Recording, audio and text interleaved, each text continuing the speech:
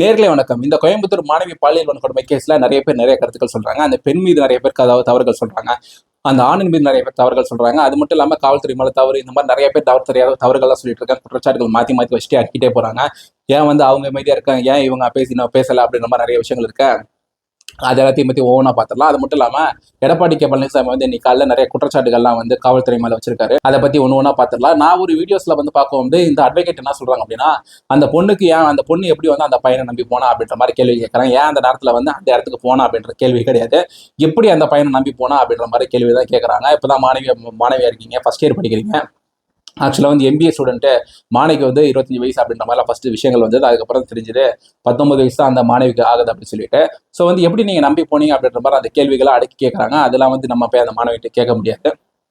இந்த பொள்ளாச்சி கேஸ்ல கூட பாத்தீங்க அப்படின்னா, இந்த நம்பி போன மாணவிகள் மட்டும் கிடையாது, பெரிய பெரிய பெண்களும் கூட டாக்டர்லாம் கூட டாக்டர் படிச்சிருக்காங்க அப்படின்னா எப்படி ஒரு 25 வயசுக்கு மேலே தான் இருக்கும். ஏன்னா டாக்டர்ன்றதே ஒரு 5 வருஷம் படிப்பு. ஒரு மினிமம் 23 வயசா இருக்கும். ஒரு 18 வயசுல சேர்ந்தாங்க அப்படின்னா, ஸோ இதே இந்த வயசு 25 வயசு ஈக்குவலாக கூட இருக்க பெண்கள்லாம் பார்த்தீங்கன்னா நம்பி தான் ஒரு பையனை நம்பி தான் போனாங்க. ஆனால் அந்த நம்பி போன பையன் போயிட்டு அந்த வீட்டில் போயிட்டு ஒரு 5-6 பேர் இருந்திருக்காங்க. எல்லாம் இதாக்கியிருக்காங்க. ஆல்ரெடி நம்ம பழைய சேனல் ஒரு வீடியோ போட்டோம். அது எதன் அடிப்படையில் நீங்க நம்புறீங்க அதை கேள்வி மட்டும் தான் அந்த பெண்ணை பார்த்து கேட்டிருந்தாங்க. அதுக்கப்புறம் அந்த ஆண் நண்பர்கிட்ட தான் நிறைய கேள்விகள்லாம் நிறைய வச்சிருக்காங்க. நீ எப்படி அந்த பொண்ணை அந்த இடத்துக்கு நம்பி கூட்டிட்டு போன அப்படின்ற மாதிரி கேள்விகள் அவர் கேட்கறாரு. ஸோ இதுல நம்ம கேட்க இதுல ஒரு நாயம் இருக்கிற மாதிரி தான் புரியுது. நீ கல்யாணம் பண்ணிக்கிற அப்படின்னு சொல்லி நினைக்கிற அப்படின்னா நீ வெயிட் பண்ணிருக்க வேண்டியதான். நீ அந்த இடத்துக்கு கூட்டிட்டு போற. அந்த கார்ல பின் சீட்ல தான் இருந்திருக்காங்க. ஒரு கார் அந்த 3 பேர் நண்பர்களை அடிக்க வராங்க, கண்ணாடி உடச்சிட்டு இருக்காங்க அப்படின்னா முன் சீட்ல இருந்து 2 பேர் உட்காந்து பேசிட்டு இருக்காங்கன்னா எல்லாரும் கார் சாவி ஸ்டார்ட் பண்ணி ஆட்டோமேட்டிக்கோ இல்லை கீலஸோ ஏதோ தெரியல, கீலஸ் இப்பெல்லாம் கீ உள்ள இருந்தால் ஸ்டார்ட் பண்ணலாம். அந்த மாதிரி நார்மல் ஸ்டார்ட் பட்டனாக இருந்தால் கூட அந்த விஷயங்களை வெளியே சொல்லலை. ஸோ பின்னாடி இருக்காங்க அப்படின்றத நமக்கு உறுதியாக தெரியுது. பின்னாடி கார் பின் சீட்ல இருக்கா. நீங்கள் என்ன அப்படின்றத இமேஜின் பண்ணிக்கோங்க. ஸோ அப்படி இருக்கிறத பார்த்தோன்னே கதவை தட்டின உடனே இவங்களால டக்குன்னு நகர முடியல. எல்லாம் ட்ரெஸ் இல்லாமல் இருந்திருக்காங்கன்னு சொல்லி சொல்கிறாங்க. இது எந்த அளவுக்கு உண்மைன்னு சொல்லி தெரியல. இதான் பார்க்குறவங்களுக்கு யாராவது கோச்சி கூடாது அப்படின்னு சொல்லி நான் மன்னிப்பு கேட்டுக்கிறேன். ஸோ இப்படி இருக்க அந்த இடத்துல டக்குன்னு கார் கண்ணாடியை உடச்சி கார் சாவியை எடுத்துட்டா நகர முடியாத விஷயமா ஆயிடுச்சு. அந்த பையனை பத்தி தான் நிறைய கேள்விகள் கேட்கறாங்க. என்ன உன்னால அந்த மூணு பசங்களை சமாளிக்க முடியாதா, அந்த கார் எடுத்துட்டு போக முடியாதா அப்படின்ற மாதிரி கேள்வியெல்லாம் கேட்கறாங்க. இருந்தாலும் நீ எதுக்கு அந்த இடத்த கூட்டிட்டு போன அப்படின்ற மாதிரி கேள்விகள்லாம் கேட்கறாங்க. இதெல்லாம் பார்க்க நான் அந்த ஒரு பெண்களுக்கும் ஆண்களுக்கும் எங்க இருந்தாலும் எந்த இடத்துக்கு போனதுக்குன்னா சுதந்திரம் இருக்கு. ஆனா இந்த கேள்விகளை கேட்க ஓகே ஒரு நாயம் இருக்குதோ அப்படி கூட நமக்கு தோணுது. அந்த மாதிரி நிறைய குற்றச்சாட்டுகளை அந்த ஆண் நபர் மேல வச்சிருக்க நிறைய கோணத்துல இது விசாரிக்கிறாங்க. ஏன் அப்படின்னா ஒரு இடத்துல பார்க்க அந்த அந்த பையன் பாத்தீங்கன்னா ஃபர்ஸ்ட் நினைவில்லாம மயங்க போட்டிருக்காங்க அப்படின்றாங்க. இதனாலதான் இந்த இபிஎஸ் ஐயா ஏன் இந்த இடத்துல பேசியிருக்கலாம் அப்படின்னு சொல்லி நிறைய பேர் கேள்வி வரும். அதனாலதான் அவரு சொன்ன குற்றச்சாட்டுகளும் நான் அந்த வீடியோல ஆட் பண்றேன். ட்விட்டர் மேல ஸ்கிரீன்ஷாட் வைக்கிறேன் பாருங்க, லெஃப்ட் சைட்ல வைக்கிறேன் பாருங்க. அதுல 11:20 மணிக்கு அந்த ஆண் நண்பர் காவல்துறைக்கு கால் பண்ணதாகவும் 11:35 மணிக்கு அந்த காவல்துறை அந்த இடத்துக்கு வந்துட்டதாகவும் சொல்றாங்க. ஸோ அதுக்கப்புறம் 100 பேர் வரைக்குமே காவல்துறை பணியில இருந்திருக்காங்க, தேடுதல் பணியில இருந்திருக்காங்க அப்படின்னு சொல்லிட்டு அங்க இருக்கக்கூடிய காவல் ஆணையர் சொல்றாங்க அப்படின்ற மாதிரி குற்றச்சாட்டு வைக்கிறாங்க. ஸோ 100 பேர் தேட ஆரம்பிச்சுமே 4 மணி நேரமா அந்த இடத்துல என்ன பண்ணிட்டு இருந்தீங்க அப்படின்ற கேள்விகள்லாம் கேட்கறாங்க.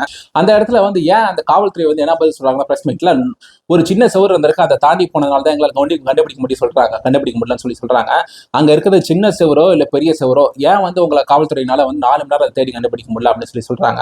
இந்த இடத்துல நமக்கு நிறைய முறைகள் இருக்கு. நம்ம ஸ்டார்டிங்ல பார்த்தப்ப என்ன சொன்னாங்க அப்படின்னா, அந்த ஆண் நண்பர் நானே நேற்று வீடியோ போட்டப்ப என்ன சொன்னேன் அப்படின்னா 2:30 மணிக்கு 3 மணிக்கு அந்த ஆண் நண்பர் நினைவு வந்தோடனே காவல்துறை கால் பண்ணுவோம். காவல்துறை 1 மணி நேரம் லேட்டா வந்திருக்காங்க அப்படின்ற மாதிரி பிலிமினரி இன்வெஸ்டிகேஷன், இந்த பிலிமினரியா இதுக்கு முன்னாடி ஆர்டிகல்ஸ்லாம் நானே எடுத்து வீடியோ ஸ்கிரீன்ஷாட்லாம் போட்டு வீடியோ போட்டு ஏற்கனவே செக் அவுட் பண்ணி பாருங்க. ஆனா இப்போ இந்த மாதிரி விஷயங்கள்லாம் வரப்போ இங்க இப்போ இபிஎஸ் அவங்க இந்த மாதிரி குற்றச்சாட்டுகள் வைக்க ஸ்டார்டிங்ல அந்த பையன் 3 மணிக்கு முழிச்சுக்கிட்டான். அந்த பையன் 3 மணிக்கு முழிச்சுக்கிட்டு 4 மணிக்கு சொல்லியிருக்கான். அப்புறம் தான் இந்த பாடியை மீட் பண்ணிட்டு அந்த பொண்ணை மீட்டுட்டு போனாங்க அப்படின்ற மாதிரி சொல்றாங்க. ஸோ இதுல நிறைய முரண்கள் இருக்கிறது நமக்கு தெரியுது. அந்த இடத்துல ரோந்து மணிக்கு போகல, அந்த நான் நண்பர் எதுக்காக அந்த கூட்டிட்டு போனாரு.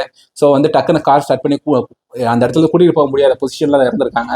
ஸோ இந்த இடத்துல குற்றம் செஞ்சவங்களா கண்டுபிடிச்சு கண்டிப்பா தண்டனை கொடுத்தே ஆகணும். தண்டனை கொடுக்கறதா அடுத்தடுத்து இந்த மாதிரி தவறுகள்லாம் நடக்காம இருக்கிறதுக்கு ஒரு பயனுள்ளதா இருக்கும். மக்களுக்கு ஒரு சேஃப்டியா இருக்கும், மக்கள் அது மேல நம்பிக்கை இருக்கும். அந்த சுட்டுப்படிச்சது எனக்கு தெரிஞ்சு கண்டிப்பா ஒரு காவல்துறை மக்கள் கோபமா இருக்காங்க. இது மாதிரி ஒரு சுட்டுப்படிச்சா ஒரு ஒரு இந்த பதட்டத்தை மக்கள் மத்தியில் இருக்கக்கூடிய கோவத்தை தணிக்கிறதுக்கு யூஸ்ஃபுல்லா இருக்கும் அப்படின்ற மாதிரி நினைச்சு கூட சுட்டுப்படிச்சு வந்திருக்கலாம். ஆனா ஒரு விஷயம் என்ன அப்படின்னா, இந்த 3 பேர் ஏன் பாகுபலி போட்டிருக்காங்க அப்படின்னு சொல்லிட்டு கேட்கறாங்க. இதுல நேற்றுக்கே நம்ம கேள்வி கேட்டிருந்தோம், அந்த 3 பேர் குற்றவாளியா இல்லையா, ஏன் குற்றவாளி இல்லையா இருக்கா ஆமாவா இல்லையான்னு தெரியறதுக்கு முன்னாடியே சுட்டுப்படிச்சிங்க அப்படின்ற மாதிரி கேள்வியெல்லாம் கேட்டிருந்தோம். ஸோ வந்து அதுக்கு இப்போ என்ன பதில் வந்திருக்கு அப்படின்னா, அந்த 3 பேர் வந்து குற்றவாளிகளா இல்லையா அப்படின்னு சொல்லிட்டு, அந்த பெண்ணு வந்து இன்னும் சுயநினைவு வரல. சுயநினைவு வந்திருக்காங்களா இல்லையா அப்படின்னு சொல்லிட்டு இன்னும் அஃபிஷியலா நமக்கு வந்து இந்த நியூஸ்ல வந்து அந்த அட்வொகேட் சொன்னது என்னன்னா அப்படின்னா, அந்த பொண்ணு இதோட சுயநினைவுக்கு வரல, இன்னொரு 5 நாள் ஆகும் அப்படின்ற மாதிரி சொல்லியிருக்காங்களா. விசாரணையெல்லாம் வந்து 5 நாள் கழிவு இருக்கு. அந்த 5 நாள் கழிச்சு அந்த பெண்ணை வந்து கண்ணாடி போட்டுருவாங்களா, அந்த 3 பேருக்கும் வந்து கண்ணாடி போட்டுருவாங்களாம்.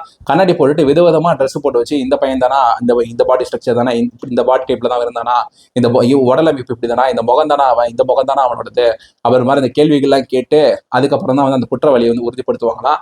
அதுக்கப்புறம் தான் அவரோட போட்டோ அப்படின்றது நிறைய பேருக்கு வெளியே வருமா. இது வரைக்குமே நிறைய செய்தி நிறுவனங்களுக்கு வந்து அந்த போட்டோ கிடைச்சுமே அந்த கமிஷனர் டிஜிபிலாம் வந்து போட்டோ ரிலீஸ் பண்ண வேணாம், இந்த பொண்ணு வந்து சொல்லட்டும் அப்படின்ற மாதிரி சொல்லியிருக்காங்களாம். ஸோ அந்த அட்வொகேட் என்ன சொல்றாரு அப்படின்னா, இந்த பொண்ணு வந்து செத்துருப்பா அப்படின்னு சொல்லி தான் அவங்க விட்டு போயிருப்பாங்க, ஆனா வந்து சாகல, பொழைச்சு வந்திருக்கான் அப்படின்ற மாதிரி சொல்றாங்க. இதெல்லாம் வந்து இன்வெஸ்டிகேஷன்ல வந்து மக்களுக்கு ஒரு 3 லட்சம் பேர் அந்த வீடியோ பார்த்துருக்காங்க. ஸோ வந்து மக்கள் மத்தியில அது ஒரு டீ கடையில் இருக்கக்கூடிய உட்காந்து பேசக்கூடிய ஒரு 10,000 பேர் பார்த்திருந்தாங்க அப்படின்னா, அது இன்னும் 10,000, 1 லட்சம், 20 லட்சம் காதுகளுக்கு போயிட்டு அது அரசு புலசெல்லாம் போயிட்டு இருக்கும். அது உங்க அரசாங்கத்துக்கும் உங்க காவல்துறைக்கு மேலே தான் வந்து நம்பிக்கையின்மையை வந்து தூண்டும், அது அதிகரிச்சே போகும். ஸோ இது வந்து நான் உண்மையை என்ன அப்படின்றத கொண்டு வர வேண்டியது கட்டாயமா ஒரு அவசியமா இருக்க வேண்டியது. அந்த பொண்ணு வந்து இப்போ இல்லை அப்படின்னா இந்த 3 பேர் தான் குற்றவாளி அப்படின்றது நமக்கு இன்னும் தெரியாமலே போயிருந்திருக்கும். இதுல வந்து இன்னொரு கோணத்துல என்ன சொல்றாங்க அப்படின்னா, இந்த ஆண் நண்பரே வந்து ஏன் அந்த பொள்ளாச்சி கேஸ் மாதிரி இது மாதிரி இரையாக்கி இருக்க கூடாது அப்படின்ற மாதிரி விஷயங்கள்லாம் கேட்கறாங்க. ஸோ வந்து இந்த மாதிரி வீடியோஸ் எல்லாம் பார்க்க வந்து ஒரு பெண்ணுக்கும் ஆணுக்கும் வந்து எந்த இடத்துக்கு போனது அப்படின்னாலும் ஒரு சுதந்திரம் இருக்குது, நம்மளால தெரியுது. ஆனா அவர் சொல்லக்கூடிய கருத்துக்கள் என்ன அப்படின்னா, எல்லாத்துக்கும் ஒரு நேரம் காலம் இருக்கு அப்புறம் மாதிரி விஷயங்களும் சொல்றாரு. ஸோ நீங்க புரிஞ்சுப்பீங்கன்னு சொல்லி நினைக்கிறேன். மக்களாகி நீங்க உங்களோட கருத்து என்ன அப்படின்னு சொல்லுங்க. என்னோட கருத்தை வந்து நான் இந்த வீடியோல ஹைட் பண்ணி வச்சுக்கிறேன். என்னோட கருத்து வந்து எங்க வேணாலும் எப்படி வேணாலும் போகலாம் அப்படின்றது ஒரு கருத்து. அதுக்கு நிறைய கருத்துக்கள் இருக்கு. ஸோ என்னோட கருத்து என்ன அப்படின்றது நான் இப்போ சொல்ல வேணாம் அப்படின்னு சொல்லி நினைக்கிறேன். ஸோ மக்களாகி நீங்க உங்களோட கருத்து என்ன, இதை பத்தி உங்களோட கருத்து என்ன அப்படின்றத கீழே கமெண்ட் செக்ஷன்ல சொல்லுங்க.